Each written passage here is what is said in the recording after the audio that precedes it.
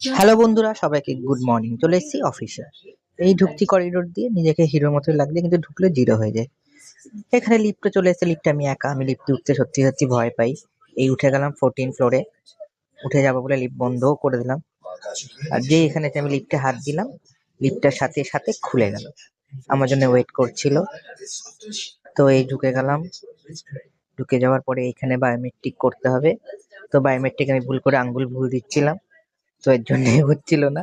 তারপর যেই হাতটা দিলাম, সাথে সাথে হয়ে গেল। তো গিয়ে আমি আমার ডেস্কে বসে গেলাম, ডেস্কে গিয়ে দেখি ডেস্কটা বন্ধ। খুব কষ্ট লাগলো। তারপর সেটা আমি আমার পাসওয়ার্ড দিয়ে ওপেন করে নিলাম। তারপর ছুটি হয়ে গেল। আর ভালো লাগছে না, শরীরটা, আপনারা তো জানেন শরীরটা খারাপ। তো একটা র্যাপিডো বুক করে উঠে পড়লাম, আর দাদাকে বলছিলাম মুঝে গাড় জানা হ্যাঁ। আর দাদা আমাকে খুব স্পিডে একদম বাড়ি পৌঁছে দিয়ে, আমিও রাস্তা দেখছিলাম, বেশ সুন্দর লাইট দেখতে দেখতে বাড়ি চলে এলাম। খিদে পাচ্ছিল তাই ঝালমুড়ি খেলাম।